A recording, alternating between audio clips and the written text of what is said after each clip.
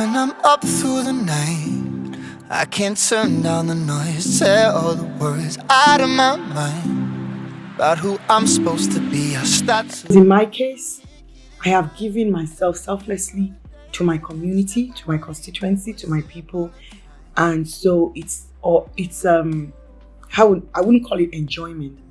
I would call it sacrifice. But what I have enjoyed is a pleasure that I have seen on the face of my constituents, on the face of my children in the constituency, on the face of my sisters and my mothers in the constituency, on the faces of my brothers and my fathers in the constituency. And when I see the love that emanates from them, that is the part I enjoy, that the sacrifice has been worth it. I've been my life, you be dancing on the moon. I've been my life, you be dancing on the moon. I've been my life, you be dancing on the moon. Dancing on. I will say the word disappointed because I didn't expect anything better. Is it not you? Yeah. And you know what is so sad? Is that a lot of you become who you become because of the sacrifices your mothers made. Right. So if you can value your mother, why can't you value to be represented by a mother who is a woman? Women have a lot to give to our society. And when you look at it, 50% of the population of Nigeria is female. And keeping that 50% away from leadership in this country, we're only doing ourselves a major disservice. Because there are fantastic women who can do better than some of the men. And there are some men who can do equally as well as the women. So why don't we let it be a situation where we create an equal playing field? But unfortunately, because of patriarchy and societal bias, women are relegated to the back room. And it shouldn't be so.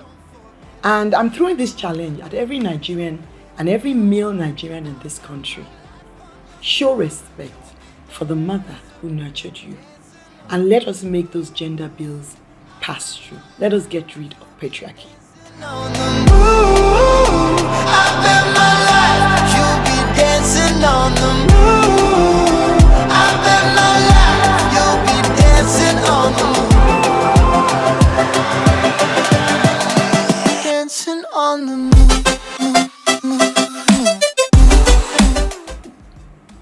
Maybe I blame myself and our team that worked on it for maybe not going out and sensitizing enough.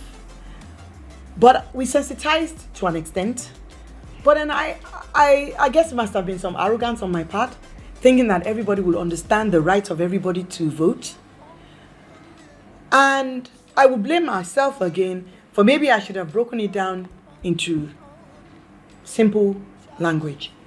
Some people felt that, how can a man be in America and he will be voting in an election in Nigeria that doesn't even know what's going on in Nigeria? I'll put something there. We put a clause in there. For you to be able to participate to vote, you must have lived in Nigeria at the point of age of adulthood. So maybe we're going to go through it. We're going to go at it again. And this time we'll do a better job of sensitizing. Say all the words out of my mind about who I'm supposed to be. I start to believe I can't get it right. Remember the days I let slip away. They were simpler times.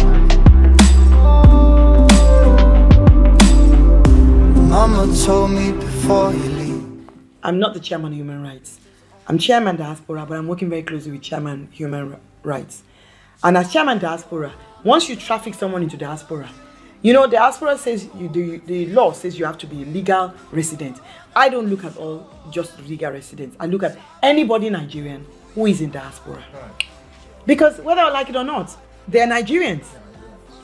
So, it's very disheartening for me. We have thousands of girls in Liberia who are living in tents. We have thousands, in Mali, who are living in tents, who are sex slaves. They can't leave. At one time, the chairman of NAPTIP went there, and they had to have police protection. Right. Nigeria needs to get into diplomatic talks with a lot of these nations about protecting our people, which is very key. And this is a challenge I've thrown to the executive arm of government. On my part, all I've been doing is I've had to personally use some of my funds to bring in young girls who have been trafficked. There was a group of ladies I went to meet at the airport who came back from Lebanon. There was a young girl who left Nigeria with her 2 legs. She came back in a wheelchair. Her employers were throwing her down the balcony because she wanted to leave. Our girls are faced with a lot. Some people have a very, very mean mindset towards them, that who sent them abroad. Everybody wants a better life. You and I just happen to be lucky to have been born into the circumstances we were born into. If we were born into a different circumstances, which we would have wanted to go abroad, to go and work, to bring money back home. But everybody has this mindset that they went out there to do prostitution. It is not true. I know girls who went to be teachers, were told they were going to go and be teachers, only for them to get there and they take their passports from them and force them into prostitution. So, as Nigerians, we also need to be very observant. There are some agents who are very mean. I had a public hearing because I had also presented a petition with regards to this on the floor. And we had a public hearing where Ministry of Labour was indicted. Ministry of Labour licenses these agents. These agents are supposed to be giving them reports annually as to where these girls were. Yeah. It wasn't happening. Ministry of Labour was not supposed to have been giving licenses to countries that did not have a labour agreement with Nigeria. All sorts of things were going on.